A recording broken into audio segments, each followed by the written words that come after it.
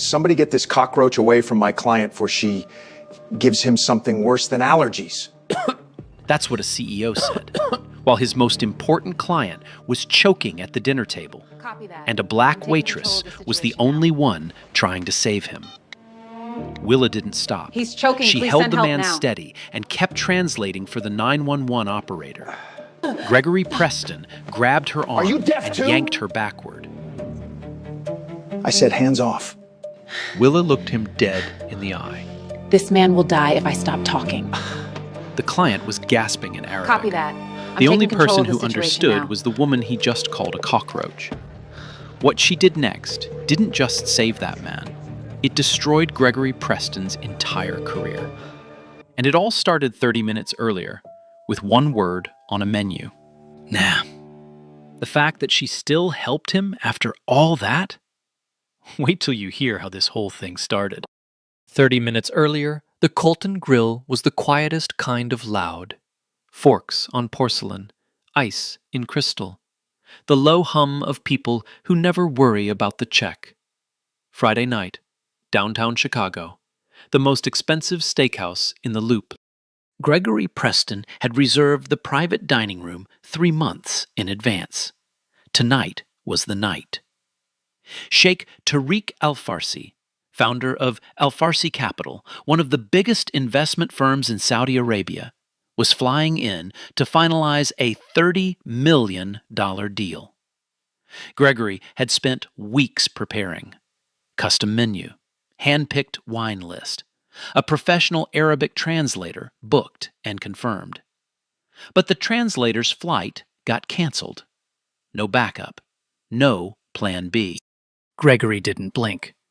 They all speak English anyway. We'll be fine. He was wrong. The delegation arrived at 7. Sheikh Tariq walked in first. Tall, composed, silver cufflinks, a quiet authority that didn't need volume. Behind him, 2 senior advisors, and his personal assistant, Rania, a woman in her 30s who carried a leather medical bag and spoke only Arabic. Nobody noticed the bag. Not yet. Gregory shook hands like he was running for office. Big smile, firm grip, first name basis before anyone sat down. Sheikh Tariq nodded politely. His English was functional, enough for small talk, not enough for contract law. Willa Hayes was assigned to the table. She brought the menus. The chef had prepared lamb uzi as a welcome gesture, a traditional Arabic dish. Willa pronounced it correctly, softly, naturally, the way she'd heard it said 1,000 times at a Yemeni grocery store on 63rd Street.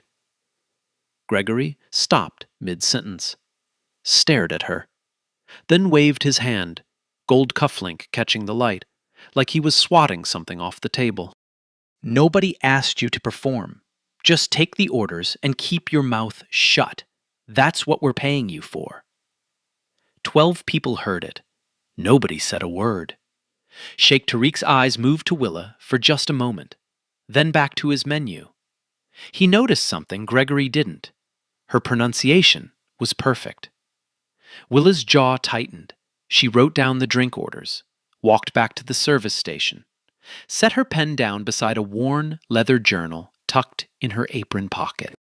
The deal was already starting to crack, but nobody in that room knew that the real disaster hadn't even begun.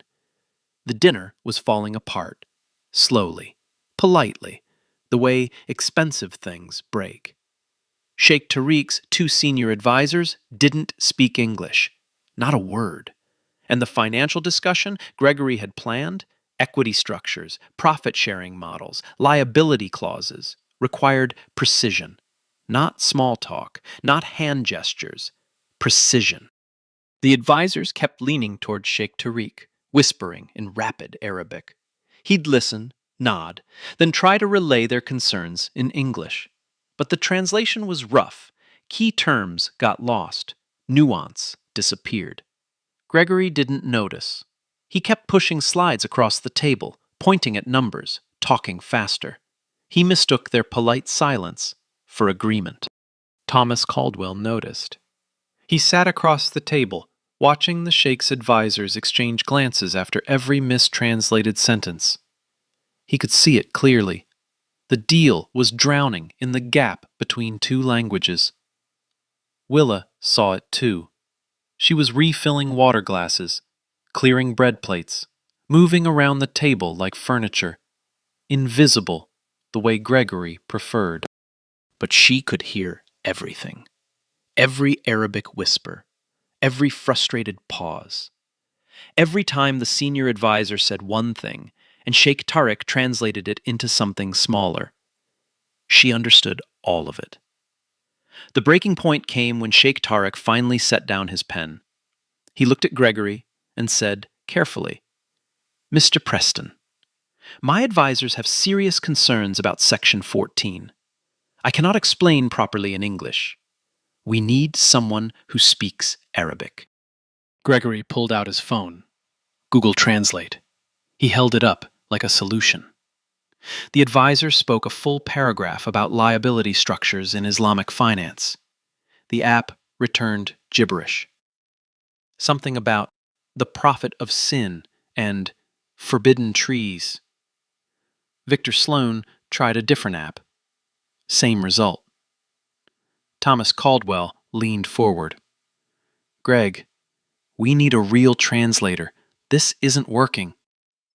Gregory snapped. "I have it under control." He didn't. At the service station, Willa set down a stack of plates. She could feel her heartbeat in her fingertips. She knew she could walk over there and fix this in 30 seconds. But 30 minutes ago, this man had told her to keep her mouth shut. Speaking up now meant risking everything. Her pride, her job, another public humiliation. Her hand went to the journal in her apron pocket. Worn leather, taped spine, pages filled with 6 languages she had taught herself over 10 years. Inside the front cover, her grandmother's handwriting, words she could feel without looking. She took one breath. Then she walked, not to Gregory, to Thomas Caldwell, the only person at that table who hadn't looked through her. "Sir, I speak Arabic, Modern Standard, and Levantine dialect. If the delegation would be more comfortable, I can help translate." Gregory laughed. Actually laughed. Her? Arabic? What's next? She flies the plane home, too? Thomas didn't smile. He raised one hand. Gregory's laugh died in his throat. "Sheikh Tariq," Thomas said, "would you permit our colleague to assist?" Sheikh Tariq looked at Willa. He remembered the Uzi, the perfect pronunciation. He nodded. Willa turned to the senior advisor. She spoke in clear, fluent Arabic. Not textbook Arabic, Levantine Arabic. The lived-in kind. The kind that sounds like family. She asked him to explain his concerns about Section 14, in his own words, at his own pace. The man's face changed, like a dam breaking. Weeks of bottled-up frustration came pouring out. Liability frameworks, revenue models, and something nobody at the table expected. His concern that certain profit structures violated Islamic finance principles. Interest-based returns conflicted with religious law. Willa translated every word. But she didn't just translate. She explained. She told Thomas that the concern wasn't only legal. It was religious, cultural. She mentioned an alternative framework she had read about, one that restructured returns as profit sharing rather than interest. The room went dead silent. Gregory's mouth hung open. Victor Sloan stopped pretending to type. Sheikh Tariq stared at Willa for a long time. Then he smiled. The first real smile of the night. "Where have you been all evening?" No, hold on. This man told her to shut up, called her uneducated, in front of everyone. And now she's explaining Islamic finance better than his whole team combined? From library books? Put yourself in that room right now. Tell me you wouldn't lose your mind. Gregory Preston sat at the head of the table. His $30 million deal had just been saved by the waitress he told to shut up. And the night still wasn't over. You're probably wondering how a waitress on the south side of Chicago ended up speaking 6 languages. The answer starts with a woman named Loretta Hayes, Willa's grandmother, the only family she ever had. Loretta cleaned offices at night, took in ironing during the day. She never finished high school, never left Chicago, never owned a car. But she kept a shelf of old encyclopedias in their 2-bedroom apartment. And every night before bed, she'd say the same thing. The world is bigger than this block, baby. Learn its languages, and you'll never be locked out. Willa believed her. She was a straight-A student. Got accepted to the University of Illinois at Chicago. Full ride almost within reach. Everything was lined up. Then Loretta got sick. Diabetes complications. Couldn't work. Couldn't walk some days. Willa was 19. She became her grandmother's nurse, cook, and only companion. College got deferred. Then deferred again. Then it just quietly disappeared, the way dreams do when rent is due. But she never stopped learning. There was a Yemeni family on 63rd Street. Fatima and her husband ran a small grocery store. Willa started going there every day. At first, just to buy rice and cooking oil. Then to talk. Then to listen. Then to learn. 4 years of daily conversation.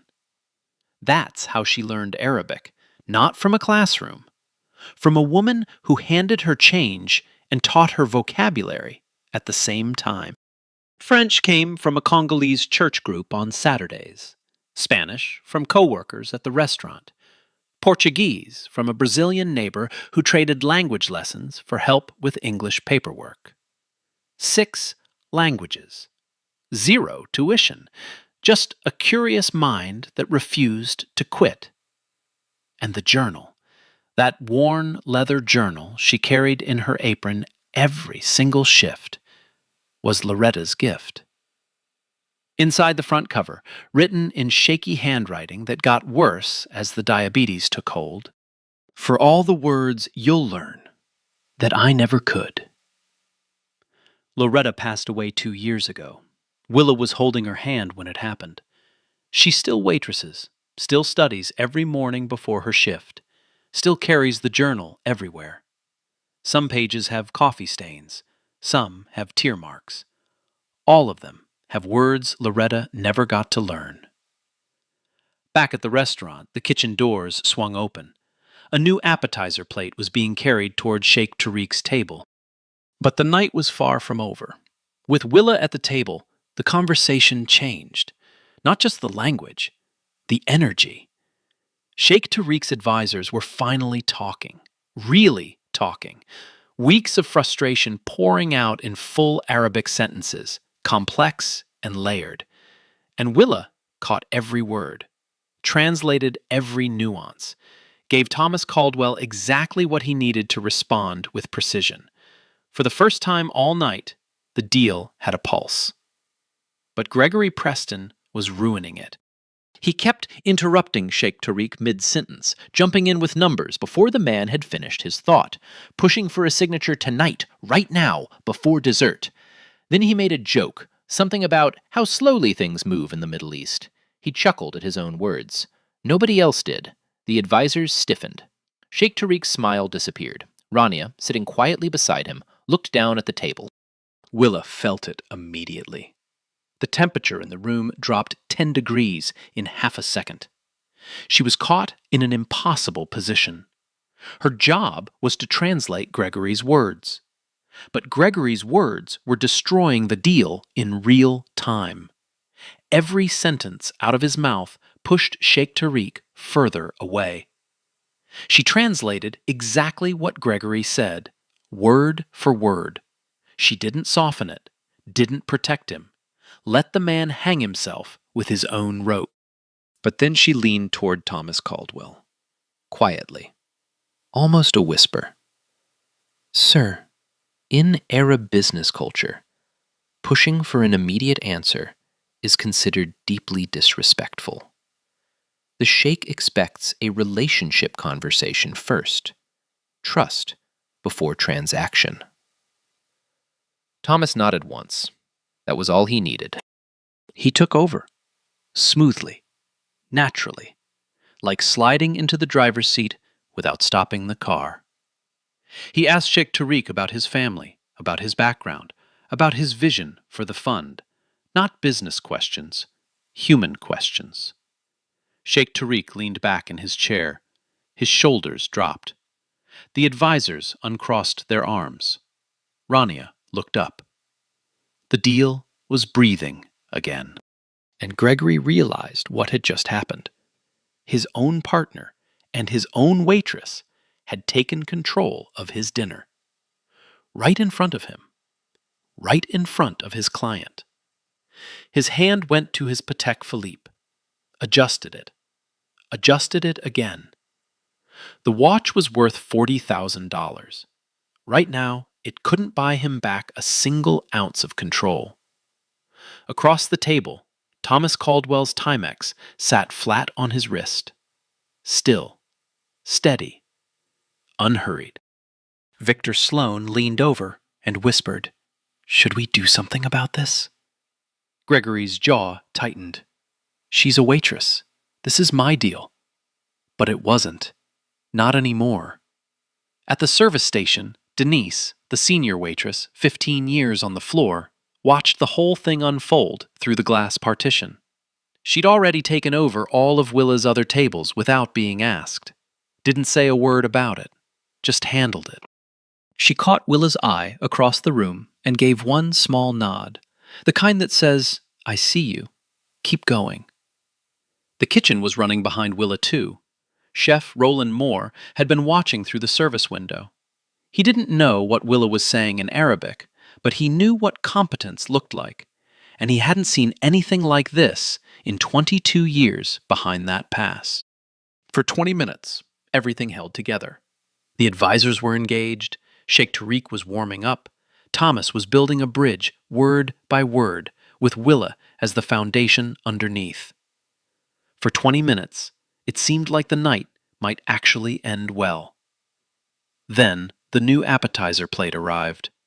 Roasted cauliflower with a pistachio and cashew crumble. A beautiful dish, the chef's signature. Sheikh Tariq took one bite, then another. And nobody at that table knew that those 2 bites had just changed everything. Gregory Preston had seen enough. His waitress was sitting in on a $30 million negotiation. His partner had sidelined him at his own dinner, and his client was smiling at the help instead of signing the contract. He pulled out his phone and texted the restaurant manager. 3 words. Private room, now. Dale Whitford showed up in under a minute, napkin still tucked in his vest, nervous smile already locked in place. Gregory didn't whisper. "Get her out of here. She's a waitress, not a consultant. This is embarrassing." Dale looked at Willa, looked at Gregory, looked at the table full of Saudi investors who were, for the first time all evening, actually engaged in conversation. He chose the paycheck. "Willa, maybe you should get back to your section. Let the professionals handle the rest." Willa's face didn't move, not a muscle. But her hand drifted to her apron pocket, to the journal, to Loretta. Before she could speak, Thomas Caldwell stood up. Slowly, the way a man stands when he wants every eye in the room. "She stays, or I leave, and the sheikh leaves with me." 6 seconds of silence. Dale looked at Gregory. Gregory looked at the table. The table looked at Thomas. Dale left without another word. Gregory sat back down. His jaw was tight enough to crack teeth. He adjusted his Patek Philippe 3 times in 30 seconds. Willa stayed. But the sting didn't leave. This wasn't new. Not for her. Every time she reached beyond the edges of what people expected from her, every single time, someone pushed her back inside the box. Too black for the front of house. Too poor for college. Too uneducated for an opinion. Too much of a waitress to be anything else. The world had one voice for women like her, and it always said the same thing. Stay in your lane. Pour the water. Clear the plates. Don't be seen. But there was another voice. Older. Quieter. Stronger. Loretta's voice. Don't you dare make yourself small for anybody. Willa straightened her apron, picked up her pen, and stayed exactly where she was. What she didn't know was that someone else had been watching this entire power struggle, quietly, carefully. The way a man watches when he's deciding where to put $30 million. Sheikh Tariq Al-Farsi had seen everything. In his culture, the measure of a man is not how he treats his equals. It's how he treats the people who serve him. The waiter, the driver, the cleaner. That's where the truth lives. He had just watched Gregory humiliate a woman, try to have her removed, and lose control of his own dinner. All while that same woman held the entire evening together with nothing but her voice and her dignity. He leaned toward his senior advisor and said 6 words in Arabic. Low, calm, final. This man does not deserve our money. Willa heard it, every word. Her face gave away nothing. She kept translating, kept serving, kept breathing. But inside, she knew. The deal was already dead. Gregory just hadn't gotten the memo. The evening moved on. Dishes came and went. Small talk filled the gaps. Gregory laughed too loud at his own stories, and across the table, Sheikh Tariq reached for his water glass, then stopped, touched his throat, frowned, a small cough, then a bigger one. He loosened his collar, cleared his throat again. His advisor glanced over. Sheikh Tariq raised his hands slightly, the universal gesture for, I'm fine. But he wasn't fine. Nobody noticed what was happening. Not yet. It started with his hands. Sheikh Tariq looked down at his fingers. They were swelling. Fast. His rings were cutting into skin that hadn't been tight 30 seconds ago. Then his throat closed. Not slowly, not gradually. 1 second he was breathing. The next he was clawing at his collar with both hands, gasping, face turning red, then purple. He knocked his plate off the table. Crystal shattered on the marble floor. The sound froze the entire room. Rania screamed first. She grabbed his arm and started shouting in Arabic. Fast, desperate, words tumbling over each other like a car crash. She was saying exactly what the room needed to hear, what he was allergic to, what medication he carried, where the EpiPen was, what dosage. But nobody understood a single word. Gregory jumped up. Call 911! Someone call 911 right now! Victor was already dialing, hands shaking. The dispatcher picked up and immediately started asking questions. What is the patient allergic to? What medications does he take? Has this happened before? What's the dosage on the EpiPen? Every answer was inside Rania's head. She was shouting them in Arabic, pulling Sheikh Tariq's medical card from the leather bag, waving it in the air, pointing at the Arabic text, begging someone to read it. Gregory grabbed the card, stared at it, turned it over, squinted. Arabic. Every word. Useless in his hands. Victor held up Google Translate, pointed the camera at the card. The app churned out nonsense. Allergy of the wood nut. Injection of the adrenaline pencil. Medical Arabic doesn't Google. Sheikh Tariq's lips were turning blue. His breathing was a thin whistle now, the sound a balloon makes when it's almost empty. $30 million of power and connections in that room, and not one person could read a medical card. Willa pushed through. She dropped to her knees beside Sheikh Tariq, took the medical card from Gregory's hand, read it, in Arabic, instantly.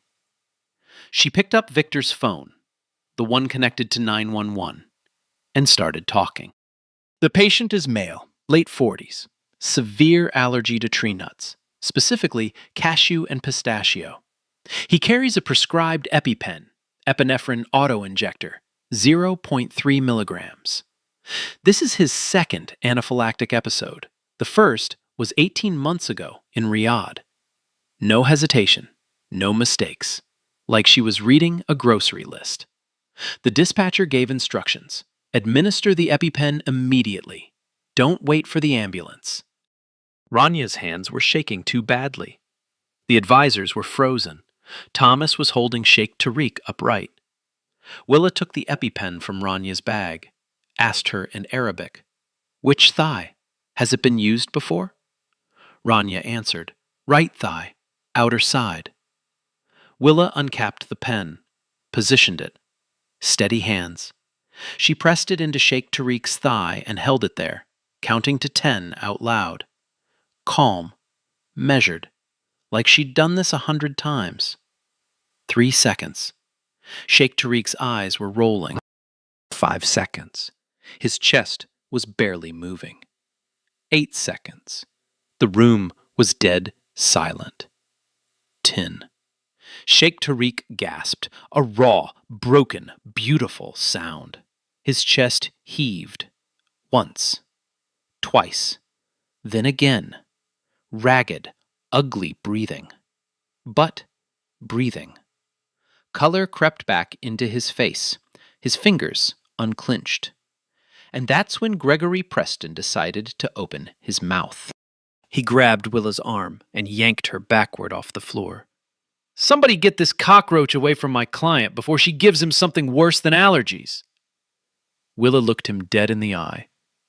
"This man will die if I stop talking. Either help me or get out of my way." She turned back to Sheikh Tariq, held his hand, kept talking to Rania, kept translating for the dispatcher. Gregory stood behind her, arm still raised, hand still open. And 12 people stared at him like they were seeing him for the first time. The sirens came first, then the lights, red and white flashing through the restaurant windows, bouncing off the crystal glasses nobody had touched in 10 minutes. The paramedic team pushed through the front door, Dr. Amara Williams leading. Black woman, late 40s, built like someone who had carried stretchers and bad news in equal measure for decades. She needed information fast. Allergies, prior episodes, current medications, family history. Rania started talking before anyone asked. Arabic, rapid, emotional. Dr. Williams looked around the room. "Does anyone here speak Arabic?" Every head turned to Willa. She was still on the floor beside Sheikh Tariq. Her apron was stained. Her hands were steady. Her voice hadn't cracked once. She translated everything. Rania's words into clean, precise English. Drug names, dosages, dates, medical history going back 3 years. She didn't pause, didn't stumble. Relayed it like she'd spent her whole life in emergency rooms instead of dining rooms. Dr. Williams watched her for a long moment, then asked the only question that mattered. "You medical?" Willa shook her head. "No, I'm a waitress." Dr. Williams paused, looked at the EpiPen on the floor, looked at Sheikh Tariq, breathing steady now, looked back at Willa. "Well, you just did my job before I got here." The paramedics lifted Sheikh Tariq onto a stretcher, oxygen mask on, vitals stabilizing. Rania walked beside him, still clutching the leather medical bag. The crisis was over. The room exhaled, and Thomas Caldwell walked to the service station where Willa was washing her hands. They were shaking now. Not during the crisis, not while holding the EpiPen, not while translating. Now, when it was safe to fall apart. Thomas didn't make a speech, didn't clap her on the back, didn't perform. He just said her name. Willa. She looked up, water dripping from her fingers. What you did tonight. I've worked with professional interpreters for 30 years. I have never seen anyone do what you just did. She didn't answer. Didn't know how to. He asked about her life, gently, not like an interview, like a man who genuinely wanted to know. She told him, briefly, carefully. Loretta, the languages, the college that never happened. His eyes dropped to the journal poking out of her apron pocket, the worn leather, the taped spine. May I? She hesitated, then pulled it out and set it on the counter. Thomas opened it. Pages of Arabic, French, Spanish, Portuguese, vocabulary lists, grammar notes, phrases circled and starred, coffee stains and creased corners from 10,000 hours of self-education. His hands slowed.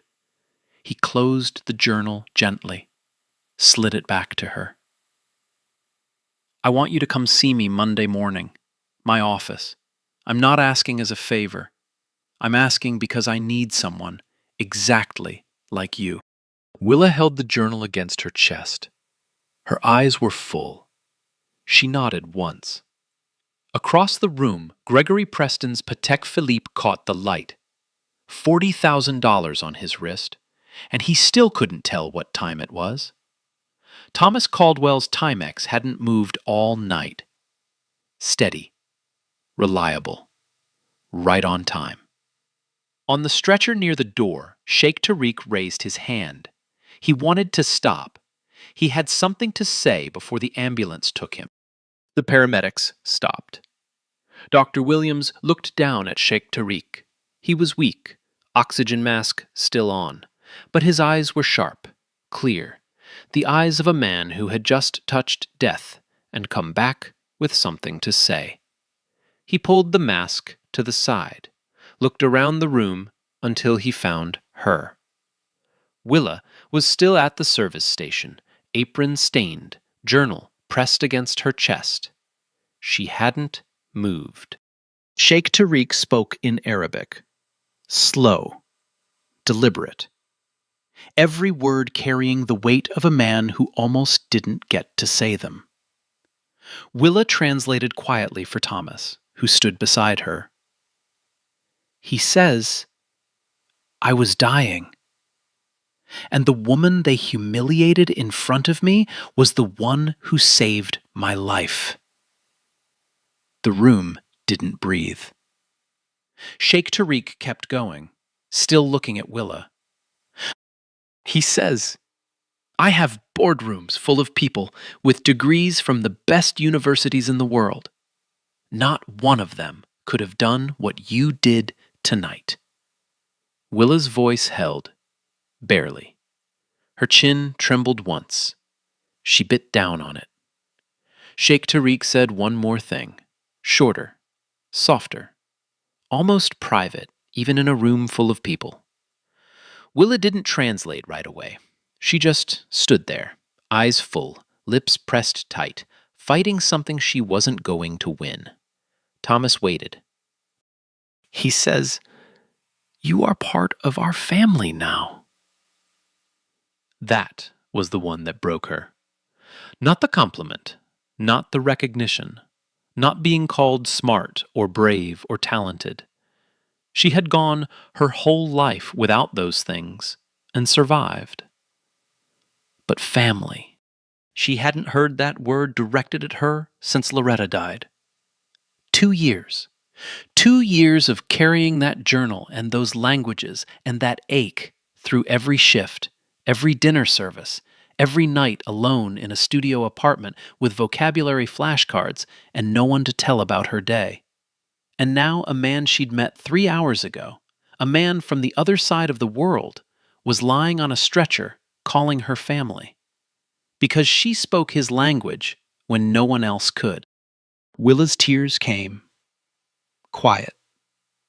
No sound. Just water down her face while she held that journal like it was the only thing keeping her upright. Sheikh Tariq reached up from the stretcher, took her hand, held it. Then he spoke to Rania, a quiet instruction. Rania nodded. He looked back at Willa, pulled his oxygen mask into place. But before the paramedics started moving again, he said one word, clear enough for everyone to hear. Shukran. Thank you. The same word a Yemeni shopkeeper on 63rd Street had taught Willa 10 years ago. Same word, different continent. Same gratitude. Rania leaned close to Willa as the stretcher rolled past. When he is well, he will come back.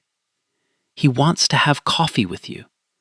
He said tonight, you are not an employee.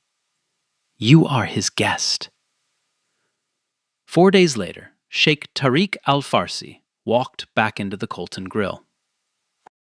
No stretcher, no oxygen mask, just a tailored gray suit, a calm stride, and the quiet confidence of a man who had unfinished business. Rania was beside him. Same leather medical bag, same composure. But this time, she carried something else. A folder. Thick. Important. Sheikh Tariq asked the hostess for the private dining room. Same room, same table. He specifically requested that Willa Hayes be his server. Word travels fast in a restaurant. Within 2 minutes, every kitchen worker knew. Denise knew. Chef Moore knew. And Gregory Preston knew. He showed up in under an hour. Fresh suit, fresh cologne. The Patek Philippe polished to a mirror shine. Victor Sloan, 1 step behind, carrying a leather briefcase stuffed with revised contract documents. Gregory had spent 4 days preparing for this moment. New terms, better margins, a concession on the Islamic finance clause that Willa had flagged. He wasn't going to lose this deal twice. Thomas Caldwell arrived 10 minutes later. Timex on his wrist. No briefcase. Just himself. The room filled the same way it had 4 nights ago.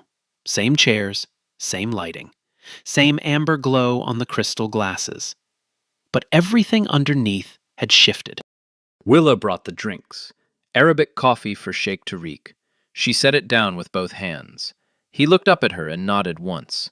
A small gesture, but she felt it in her chest. Gregory launched immediately. Sheikh Tariq, I want to start by saying how relieved we all are that you're well.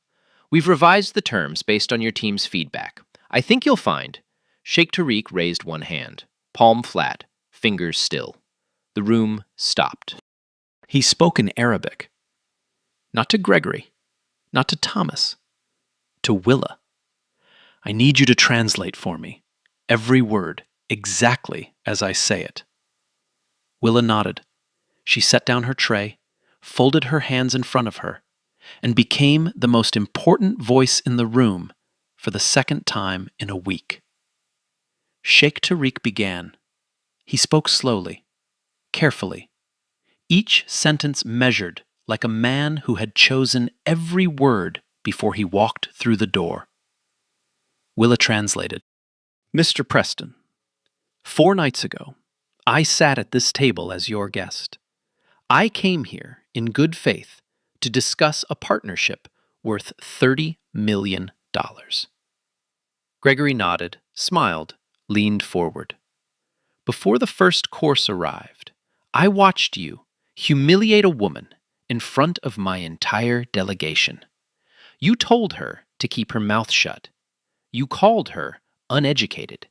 You waved her away like she was nothing. The smile left Gregory's face. It didn't fade. It dropped, like someone had cut the strings. Willa kept going. Her voice was steady.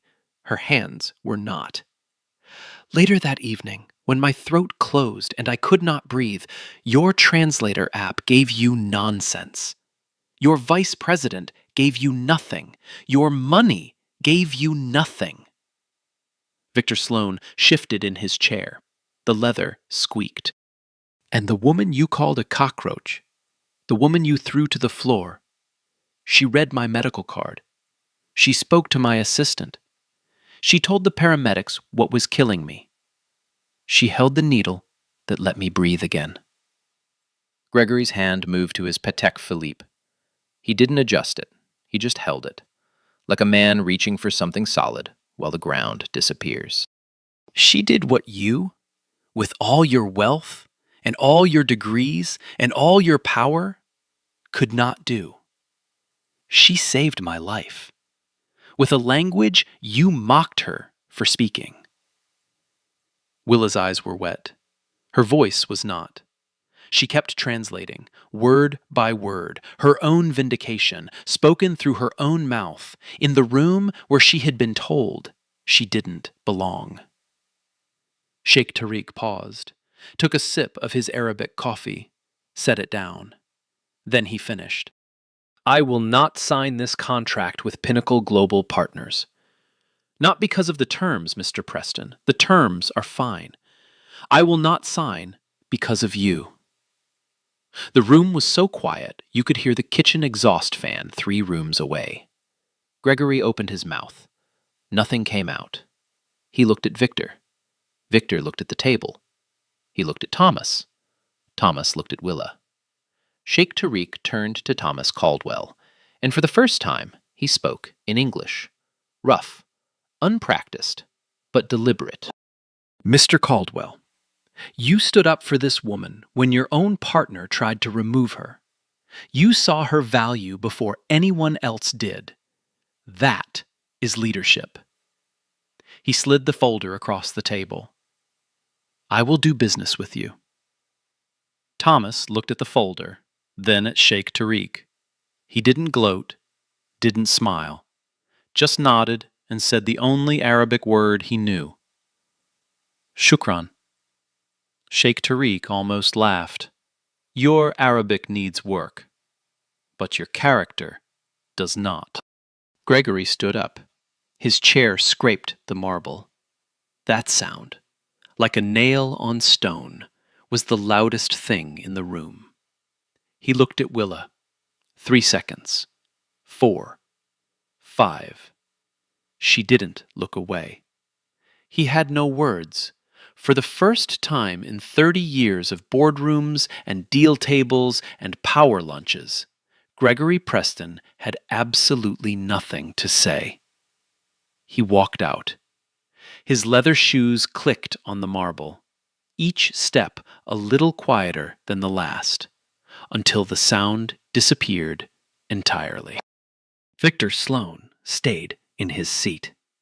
Didn't follow, didn't speak, just sat there like a man recalculating his entire career in real time. The door closed.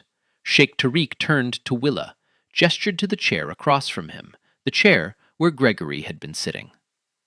Sit, please. You are not working tonight. You are my guest. Willa looked at the chair, the same private dining room where she had poured water and cleared plates for 3 years. She had never once sat down in it. She sat. Sheikh Tariq called for 2 fresh cups of Arabic coffee, one for him, one for her. When they arrived, he raised his cup. Shukran, Willa. The same word, the same gratitude. From a grocery store on 63rd Street to a billionaire's table in downtown Chicago. She raised her cup, and for the first time in as long as she could remember, she didn't feel invisible. They sat together for almost an hour. 2 cups of Arabic coffee. No agenda, no contract, no translation needed. Sheikh Tariq told Willa about his mother, a school teacher in Jeddah who spoke 3 languages and never made more than $800 a month. He said his mother would have liked Willa very much. Willa told him about Loretta, the encyclopedias, the ironing, the journal. Sheikh Tariq listened the way powerful men rarely do, without checking his phone, without planning his next sentence, just listening. When he stood to leave, he reached into his jacket and pulled out a business card. Heavy stock, embossed, Arabic on one side, English on the other. He pressed it into her hand with both of his. If you ever need anything, anything at all, you call this number. Then he looked at her one more time. You saved my life with a language your own employer mocked you for speaking. I will never forget that, and I will make sure no one else forgets it either. He walked out, Rania beside him, the leather medical bag on her shoulder. The private dining room was empty now, just Willa, 2 coffee cups, and the faint smell of cardamom still hanging in the air. Then the kitchen doors swung open. Chef Roland Moore walked out, white coat still on, but his chef's hat was off. In 22 years, no one on staff had ever seen him take it off on the floor. He stopped in front of Willa, didn't say anything for a moment, just looked at her like he was figuring out which words were big enough. Willa, I've worked in this kitchen for 22 years, served governors, celebrities, Fortune 500 CEOs. That is the most extraordinary thing I have ever seen happen in my dining room. Behind him, through the pass window, the kitchen staff had gathered, line cooks, dishwashers, prep cooks, the kid who peeled onions in the back and never talked to anyone. One of them started clapping. Slowly. Then another. Then the whole kitchen. The sound carried through to the main dining room. Guests at other tables looked up. They didn't know the full story, but they saw a woman in a stained apron standing in the middle of a 5-star restaurant, crying, while the entire kitchen applauded. Some of them started clapping too. Denise was waiting at the service station. She had folded a fresh apron, pressed it crisp, laid it exactly where Willa had left hers 4 nights ago. On top of it, a handwritten note on a cocktail napkin. I always knew. D. Willa picked up the napkin, read it, pressed it against her chest, right next to the journal. Some things don't need more than 4 words. 1 week later, Gregory Preston was gone. The story had spread through Chicago's business world like a grease fire. The CEO who lost a $30 million deal because he called his waitress a cockroach. The details got sharper with every retelling. The cockroach line, the arm grab, the Google Translate disaster, the waitress who spoke 6 languages and saved the client's life on the dining room floor. 2 more international clients pulled their contracts from Pinnacle Global Partners within 5 days. They cited leadership concerns. Everyone knew what that meant. The board called an emergency session. Gregory walked in expecting to fight.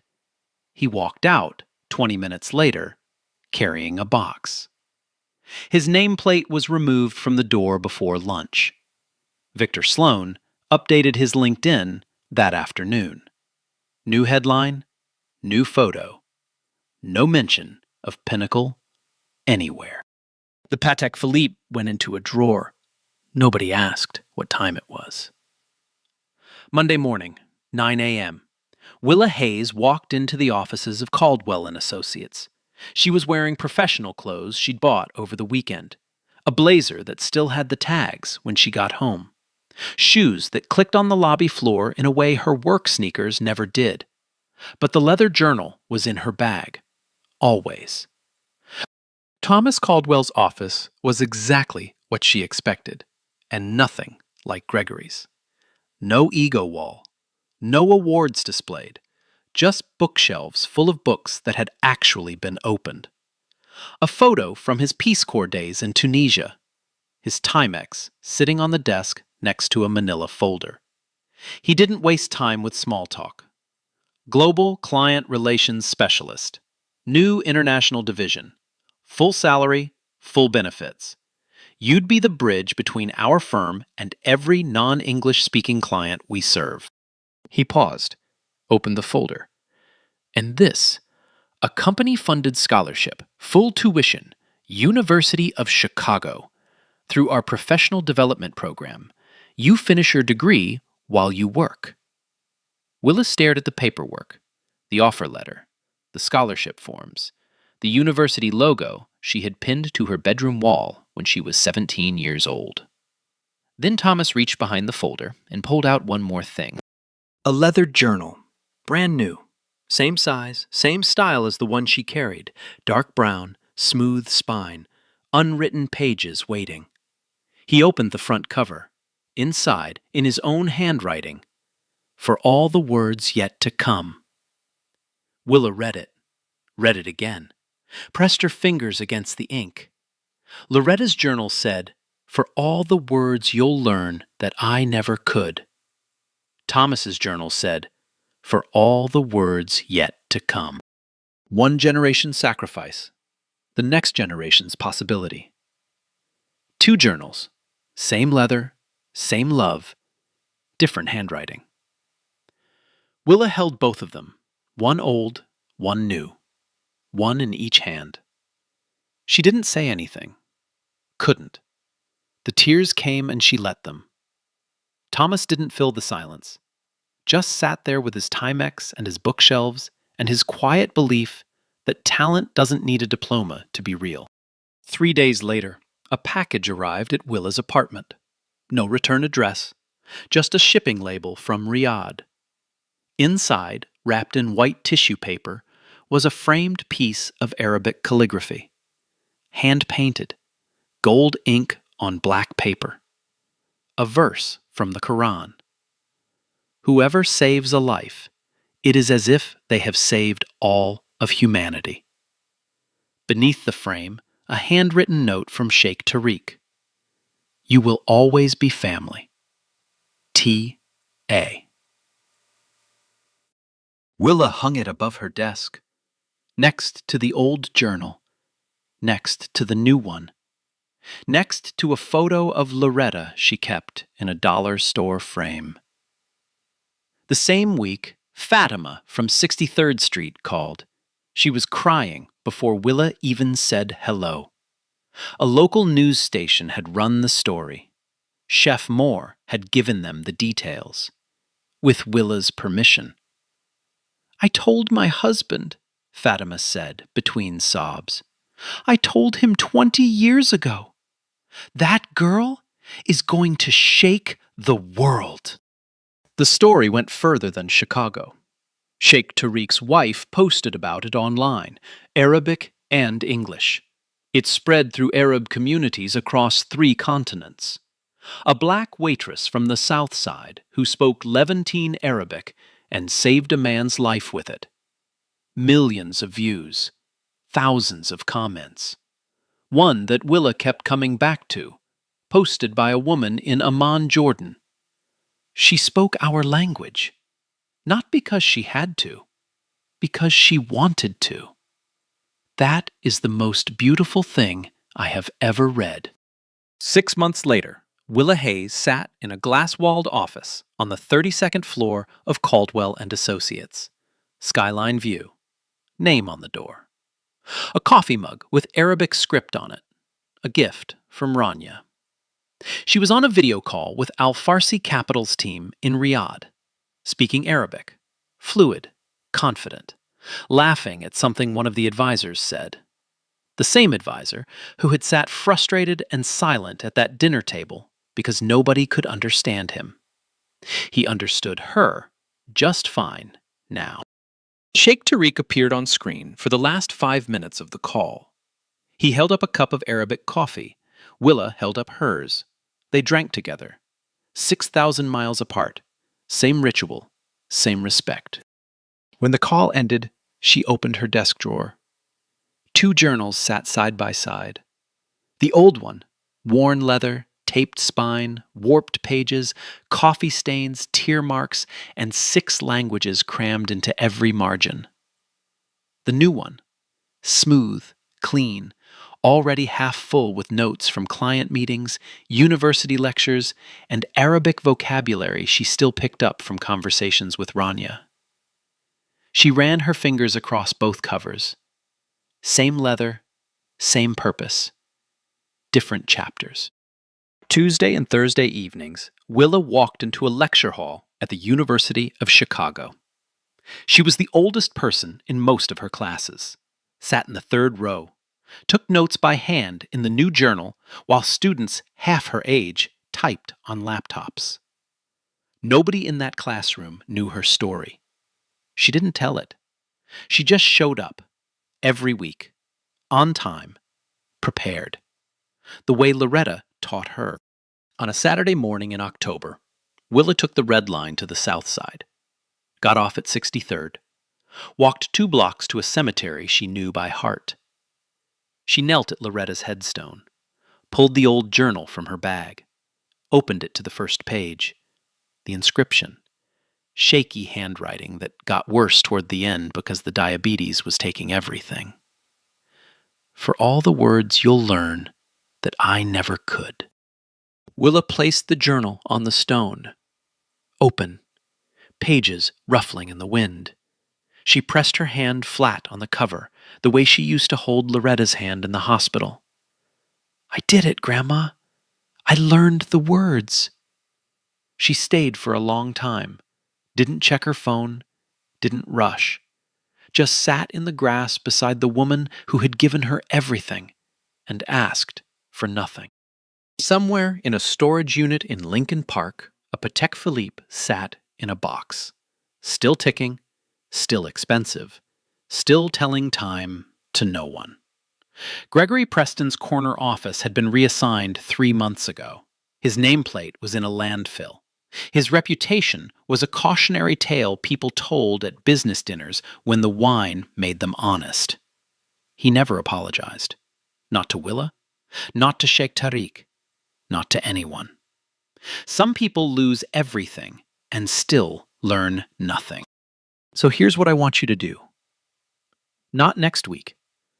Not when you remember. Today.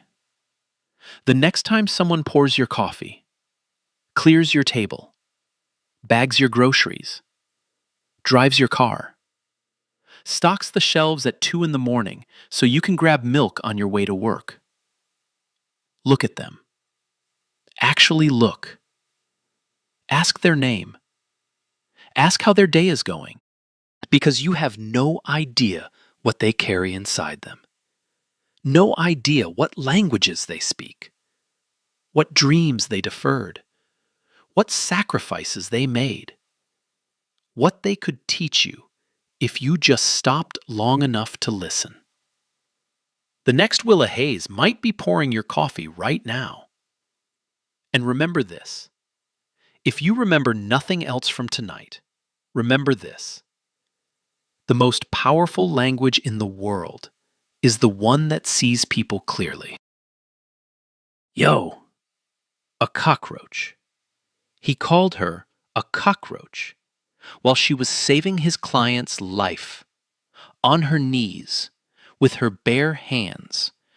Imagine that's you right now. Imagine someone spits on you while you're saving their world. You good? Nah, me neither.